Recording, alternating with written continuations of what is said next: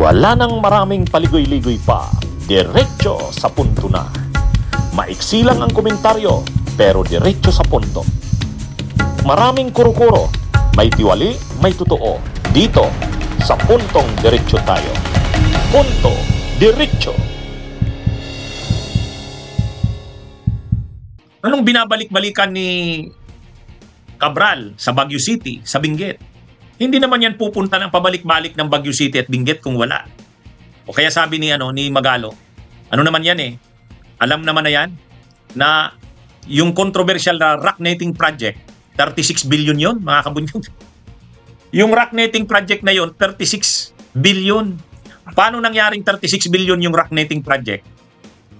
Ang 36 billion na yan na rock netting project, bawat kasi ang estimate kasi noon, ang estimate nung na yon, parang 325 lang ang totoong presyo noon per square meter. Yung totoo Ngayon, nang sinabit yung proposal ng DPWH, 1,400 na per square meter. Kaya 36 billion ang estimate na nakurakot dyan sa rock netting na yan. Ang rock netting, di ba mabundok ang Cordillera, yung Benguet, yung Baguio, mabundok yan. Ngayon, para yung mga sasakyan na dumadaan dun sa highway, sa Cannon Road, sa Nagilian, ganyan, sa Cannon Road, para hindi mahulugan ng mga bato, kasi nag-i-slide yung mga bato, yung mga fooling materials galing sa bundok, linagyan ng net, kaya ang tawag rock netting. Pero ang budget, kung yung totoo lang na budget 325 per square meter. Pero nang naaprubahan yung budget, 1,400 pesos per square meter. Imagine niyo yung patong. Imagine niyo yung patong. Kaya, ang kinita daw dyan sa maanumalyang transaksyon na yan ay 36 billion pesos. Sino ang dyan? Sino ang may kagagawan niyan? Panahon pa yan ni Duterte. Panahon ni Duterte. Ang Appropriations Committee Chair noon ay si Eric Yap. Si Eric Yap. At itong si Eric Yap, katransaksyon ni Cabral, ayon kay kila Jun Vic Rimulya, katransaksyon yan.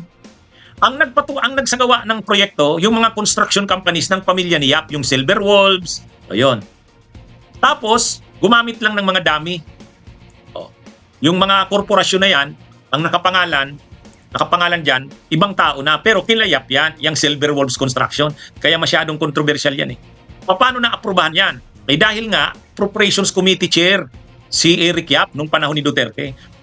Si Yussi Cabral naman, planning. Kaya kumbaga sila, matagal na silang may transaksyon dyan. At kahit nung panahon na ni Marcos, panahon na ni PBBM, mula 2022 to 2025, may 16 billion pa rin na mga proyekto si Eric Yap. Paano na naman yan? Eh kasi kahit sa panahon na ni PBBM, ito pa rin si Cabral ang makapangyarihan sa planning ng DPWH. Kanang kamay pa rin siya ni Bunuan. Kung nung panahon ni Duterte, kanang kamay siya ni Mark Villar, panahon ni PBBM, kanang kamay naman siya ni Bunuan. Kaya mga kabunyog, mga kababayan, grabe Kaya sabi ni Magalong,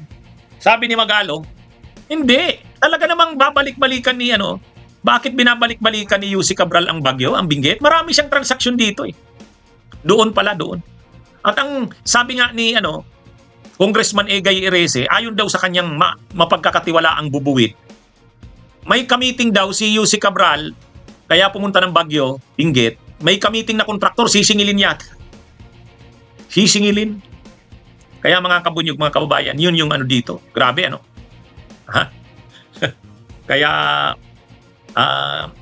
yung yung Baguio City, yung Benguet, hindi yun talagang yung kay Cabral. Kumbaga, una nai-issuehan na yung Ion Hotel kanya.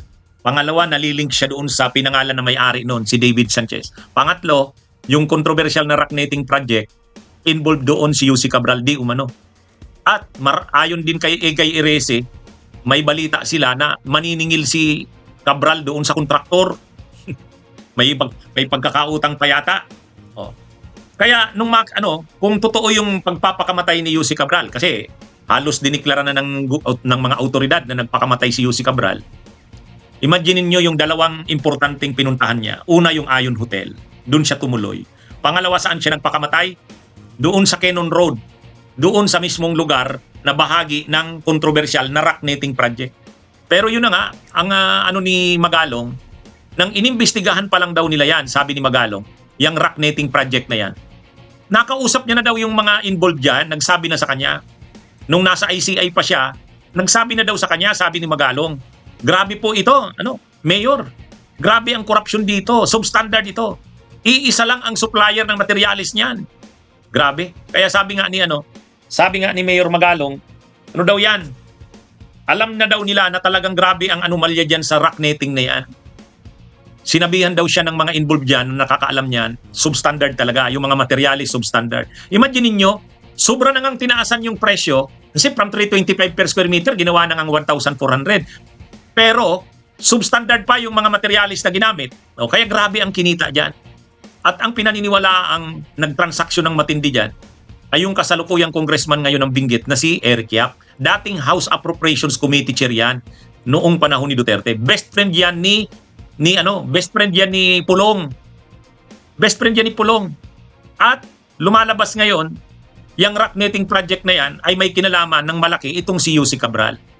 Kaya sabi nga ni Mayor Magalong, simple lang, bakit balik-balik siya dito sa Baguio? Bakit balik-balik na siya dito sa Benguet? Ay dahil may transaksyon sila dito.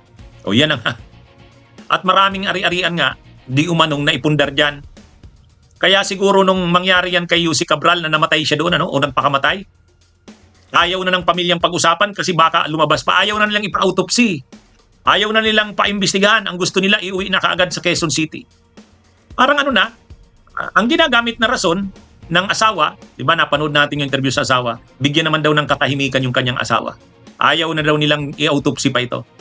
Ayaw na raw nilang imbestigahan pa ito. Irespeto naman daw ang kanilang pamilya. Totoo yun. Dapat sana nire-respeto. Kaya lang, iba naman kasi ang sirkumstansya ng pagkamatay ni Yussi Cabral. Unang-una, nasasangkot siya sa mga anomalya. Pangalawa, namatay siya. Suspicious na circumstances. Imaginin mo, nahulog dun sa bangin. O di syempre, hindi normal yun. Kaya yung pamilya, hindi nila maikakaila yan na hindi nila pwedeng isipin na maging normal ang lahat. Unang-una, involved sa anomalya. Hindi naman simpleng anomalya ang pinag-uusapan. Kaya, ito? Pero napilitan din pumayag yung pamilya. Kasi kung hindi, matatagal lang. Hindi marirelease yung bangkay na yun. Okay, na-autopsy. Ngayon, wala namang foul play. Pero ang lumalabas talaga, nagpakamatay. Ngayon, bakit nagpakamatay?